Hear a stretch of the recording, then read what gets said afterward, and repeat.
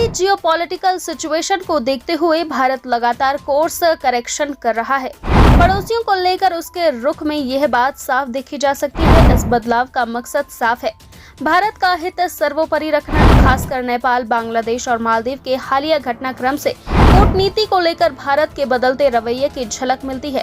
PM Modi और उनकी team के दो सबसे धाकड़ खिलाड़ियों विदेश मंत्री एस जयशंकर और राष्ट्रीय सुरक्षा सलाहकार अजीत डोभाल की तिकड़ी साम दाम दंड और भेद सब अपना रही है, चाहे दोस्ताना संबंध चाहने वाली सरकार हो या नहीं। इस तिकड़ी ने पड़ोसियों को साधने की जुगत बैठा ली है। अगर पड़ोस में मित्र सरकार हो तो काम कुछ आसान हो जाता है। अगर कहीं भारत विरोधी रुख उभरे तो उसके लिए भी इस टीम के पास पुख्ता उपाय है। दरअसल अंग्रेजी में कहते हैं ना, कैरेट एंड स्टिक पॉलिसी, काफी कुछ वैसा ही है। पड़ोस में कोई मनबट सरकार आ जाए तो उसे थोड़ा लुभाते हैं, भारतीय बाजार की ताकत दिखाते हैं और फिर साफ साफ बता देते हैं कि अगर रेड लाइन क्रॉस की तो अंजाम ठीक नहीं होगा। बांग्लादेश का उदाहरण लीजिए, शेख हसीना वहां पिछले 15 साल से सत्ता में है और हाल ही में लगातार चौथी बार प्रधानमंत्री चुनी गई हैं। उनकी पार्टी आवामी लीग ने आसानी से हुकूमत हासिल किया। हालांकि बांग्लादेश के हालिया आम चुनाव विदेशी कूटनीति का बैटल ग्राउंड बन गए थे। पश्चिमी देश में ढाका की चरमराती लोकतांत्रिक व्यवस्था पर चिंता जाहिर की जा रही थी। मुख्य विपक्षी दल बांग्लादेश नेशनलिस्ट पार्टी ने चुनाव ही नहीं लड़ा। तमाम देशों में मौजूद बांग्लादेशियों ने अपने यहाँ की सरकारों पर दबाव बनाया कि वो हसीना पर एक्शन ले। ह्यूमन राइट्स लॉबी नहीं चाहती थी कि हसीना जीते। थोड़ी बहुत शंका तो दिल्ली को भी थी। डर था कि आवामी के रुख का नतीजा कैसा होगा। ऊपर से उसने चीन को बांग्लादेश में पैठ बना दी, कट्टरपंथियों के साथ सीक्रेट डील की। हालांकि भारत ने पुराने समीकरणों पर ही भरोसा किया कि हसीना भले ही परफेक्ट ना हो, लेकिन पड़ोसी देश बांग्लादेश की सियासत में भारत के लिहाज से उनके जितना मुफीद कोई और नेता नहीं है। एक अधिकारी ने हिंदुस्तान टाइम्स से बातचीत में कहा, अगर हसीना हार जाती तो बीएनपी सत्ता में होती।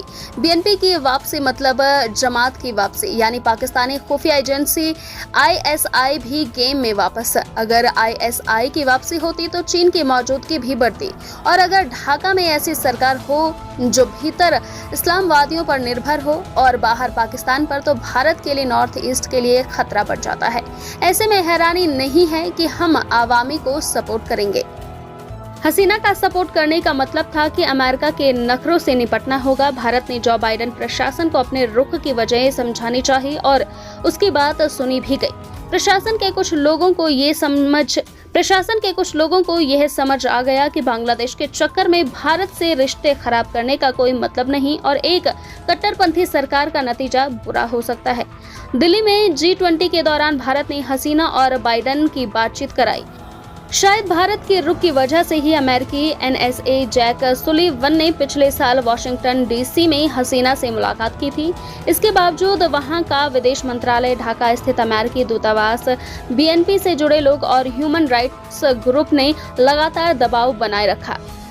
हसीना की चुनावी जीत पर वैधता के सवाल तो उठेंगे। उनके लिए दिल्ली और बीजिंग के बीच संतुलन बनाते हुए पश्चिम से संबंध सुधारना आसान नहीं होगा। ढाका में उनके होने का फायदा भारत को जरूर होगा। भारत चाहेगा कि हसीना अपनी जमीन पर भारत विरोधी समूह को पनपने ना दे।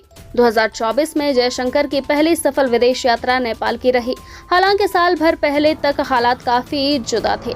केपी ओली ने साफ तौर पर प्रोचीन रुख अख्तियार कर रखा था। 2022 के आखिर में चुनाव हुए और ओली और प्रचंड ने गठबंधन में सरकार बनाई, लेकिन प्रचंड ने ओली का साथ केवल इसलिए दिया था क्योंकि नेपाली कांग्रेस के शेर बहादुर महीने भर के भीतर ही प्रचंड ने वापस देउबा से हाथ मिला लिया। इस कदम के पीछे भारत और अमेरिका का थोड़ा दबाव भी रहा। अब नेपाल में रामचंद्र पौडेल राष्ट्रपति बन गए थे। प्रचंड और देउबा और माधव नेपाल ने मिलकर ओली को अगले 5 साल के लिए सत्ता से बाहर करने का इंतजाम कर दिया। बांग्लादेश से उलट नेपाल में भारत और अमेरिका दोनों ही इस बदलाव के समर्थन में थे।